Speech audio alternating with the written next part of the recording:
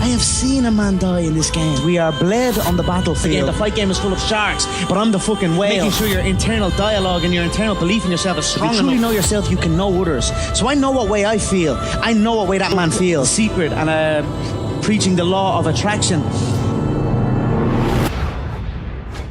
You believe in it, you will succeed.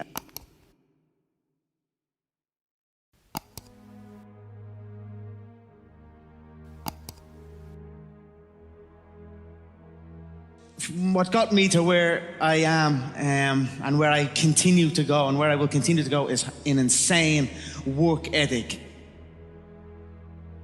You can only put in that amount of work if you were doing something that you are passionate about. And that's what I have engaged my entire life's work in.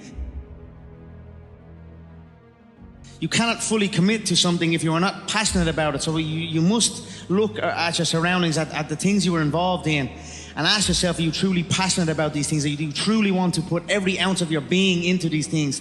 And I am blessed, truly blessed by something. I am not sure what it is, but I am blessed that I was able to find my passions. These avenues that the fight game has opened up for me, I'm going down them at 100 miles an hour with no brakes and full confidence in what lies ahead.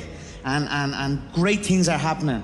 So I'm very, very blessed and very motivated still. I have gone through times in my young career of lapses in motivation and seeking that energy. But you know, I'm not supposed to be here. Where I come from, it's on my whiskey proper number 12. I come from a place, Dublin 12. It is a hard-working town, a small little suburb. It has its good and it has plenty of bad, but I always like to focus on the good because the good shines through. Where I come from, we're not supposed to climb to these heights. We're told that. It's instilled in us. And I wanted to break that mold and pave the way, open up paths.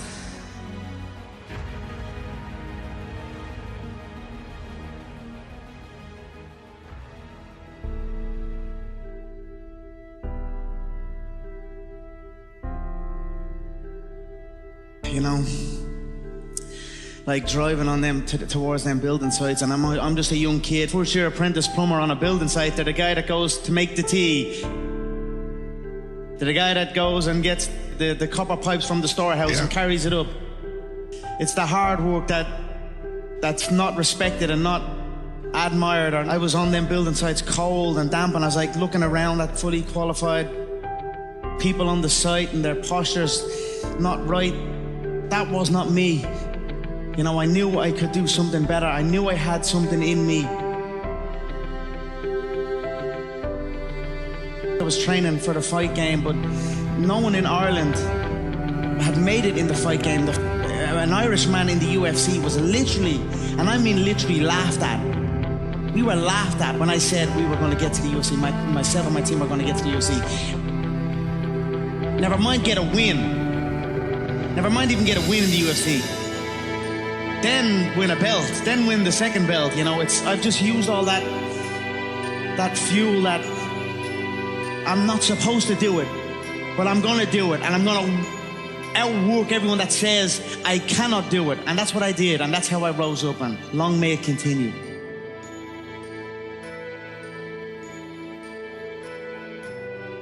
So my sister, when I was a young kid at around 15 years of age, unsure where I was going, came to me with a book, The Secret, and preaching the law of attraction. I wasn't interested. I was almost laughing at it. But then she kept on me with it, and I eventually watched a movie on it and read some books on it. And then it started to resonate with me, like to keep positive and have belief in where you're going. And you're able to, you can almost visually create your entire world. No, not almost, you actually can. I'm going to do that, and I will do that. And then that's when I began to practice it. I practice it. We used to drive, my girlfriend, we used to drive to a food place in like a shopping mall in Ireland, and it was a very busy shopping mall. And I would practice like little parts of it. Like when we were driving into the shopping mall, the car park, I would always visualize that the car park space right at the front door would be empty for me, waiting for us to pull up. And sometimes I'd get it and sometimes I wouldn't get it. You know, but when I got it, I celebrated like I just won my double world title. You know, and I kept building on that, and I got better at it, and I became so damn good at it that I was able to go into bouts against undefeated fighters with insane fighting legacies, and I was able to go in front of the world and tell the world, I'm going to knock this man out with this exact shot at this exact time, and I done it back to back to back.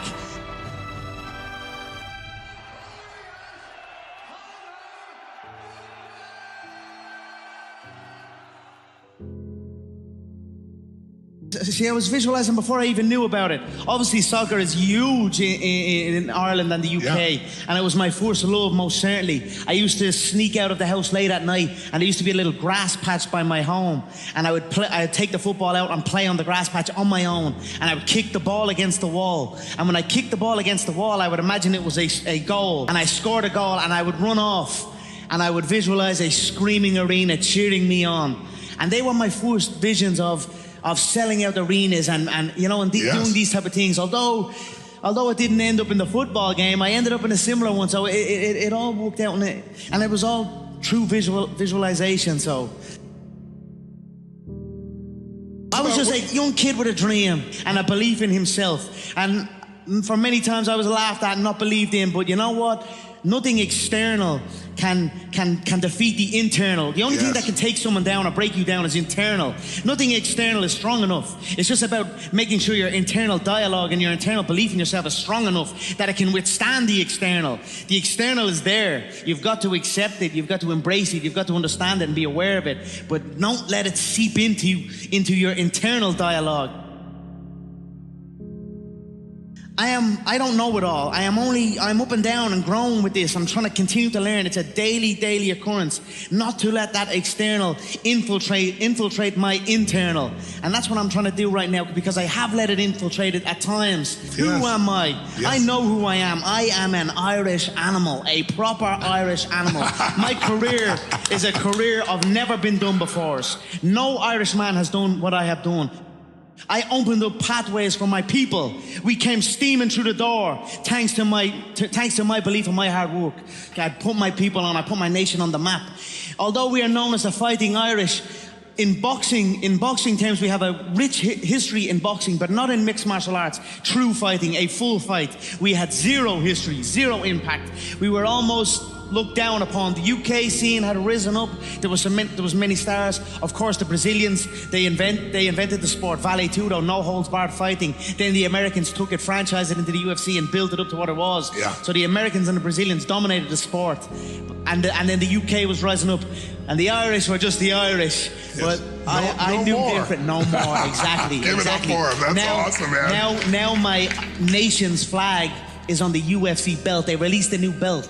I won the two belts, the first two ever done it, and still the only two ever do it, unified. You know, for so long, like in my mid to late 20s, when I started to acquire wealth and acquire money, I was fascinated with materialistic things. I would buy myself cars, watches, but I switched off of that now. It's like I realized I was spending things on material items and not things on myself, on my being, on my fitness, on my health. I've switched that completely. We've got to be in shape. I think a trait of the successful is to train early, wake up and train early. You've got to be in shape. Yes. To be, you know, you've got to be in shape physically to be in shape mentally. Yes. They go hand in hand. Yes. So I'm putting a lot more time into that, and I actually realized it first when I read it on LeBron James. He spent $1.5 million a year annually on himself. And his body. Physical therapist, masseuse, nutritionist, hyperbaric oxygen, all of that. And you know what? When I seen that, I said, I spent zero. I spent zero. I just, when a camp forms, when a fight forms, I'll gather a team of people. We go into the Vegas desert, lock ourselves away for 10 weeks and do insanity work. If I'm training back at home during camp, I have fighters locked in a hotel room waiting on call to be called and to come and fight me. Yeah. It's an insane game, but it's not all in again. I'll go back to that term. It's halfway in. And then you can't be that way, and you certainly cannot be that way in the fight game, but in reality you can't be that way in any game you're in. If you're in a game, make sure you're in it all the way, all in with it, and then that game will be your game. And that's where I am right now. And I've only kind of taken this philosophy recently. Like I said, I've had dips, lacks of motivation, dips in commitment. Ali was one of my first heroes in combat sport. I watched documentaries on him, I read books on him. But even before I engaged in combat sport, I was interested in like the wrestling side of things, which is a lot more show. Yeah. And then obviously Muhammad Ali was a different animal because he was doing it for real. Yeah. Wrestling's not really for real. Yeah. It's, Yeah. you know what I mean? But Muhammad Ali was doing it for real, and he was captivating the audience, he was entertaining, and he had passion and conviction. And I was just a young kid watching this. And then what got me into combat sport originally was as I grew older and began venturing outside my home and outside my estate.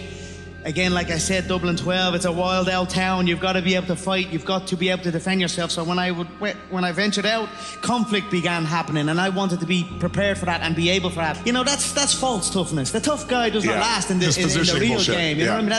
That's false. I look at the tough guys back then. Where are they now? They're not tough no more. They ain't tough in their mother's box room. You know what I'm saying? So I was not necessarily a tough growing up, but I was a hard worker, and I was smart. That's what I was. And wits beat toughness any day of the week. That's and awesome. Twice on Sunday. So I knew what I needed to do. I needed to learn combat sport. I needed to learn martial arts, gain confidence in surroundings, and then rise up. And that's what I done.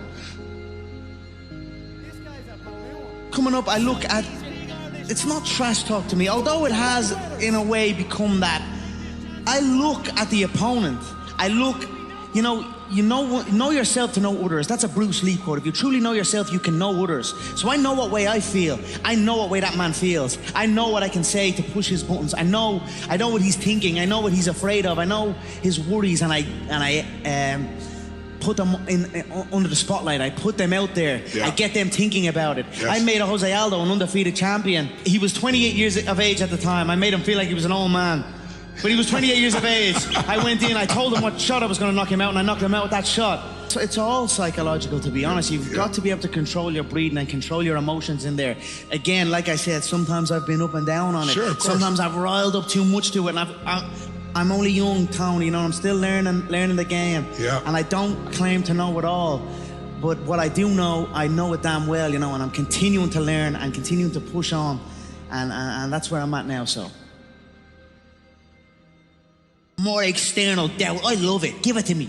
Give me all that doubt. Tell me I can't do something. Tell me I'm not gonna cross over and make that jump into a completely new sport. Not only against some random guy, but against the damn best. I'm very confident now, and my engine is keep building. As long as I keep on it and try and not slip and keep motivated. I think like your lack of commitment is almost an insult to the people who believe in you. And that's what I'm trying to tell myself. I said, there's people who believe in me, so this is what I'm telling myself right now, today. There's people that believe in me, and me having this half commitment, it's not who the fuck I am. It's not what my people, it's not what the people who believe in me deserve. And I want to give back to the people who believe in me and give them that belief, you know, and prove that belief correct. So that's where we're at now, and let's see where it goes. Let's I have seen a man die in this game.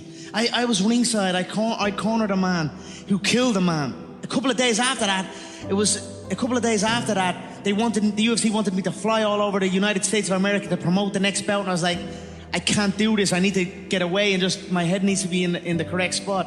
It's a ruthless game. You have to be willing, because you can go in there, and when you come out, you're a different person. If I could describe it to people, it's like entering a car crash. You're going into a car crash. The shins are bare, the feet are bare. You can strike with the elbows, the knees. It's a vicious game, and you've got to be fully committed, and you've got to be willing to go all the way. And that's what I am, and that's what I have. Literally is a fucking gladiator. I make correct decisions even in there, even in defeat. I know when it's if there is an out and it's time to get out. I know when to live to fight another day. Yes. You know, so you have to be intelligent in there as well. Otherwise, you won't live to fight another day. And that's what happened in my last bout.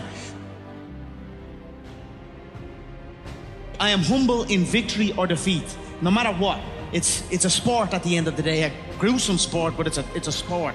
So I respected. I was defeated on the night. All in is a term I like to use in my ventures. All in. We've got to be all in on our ventures. I am all in on my whiskey. I'm all in on my clothing, my fitness regime, the McGregor Fast program. I am all in on the fight game.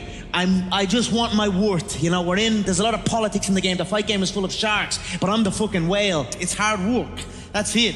Hard fucking work. You put it in, you believe in it, you will succeed. And that's it. I am living proof. If you want to look at a man who has clawed his way, fought with every ounce of his being to get to where he is, you're looking at him right here. You know, my family is a great family. I have a loving family, my mother, my father, my 2 sisters.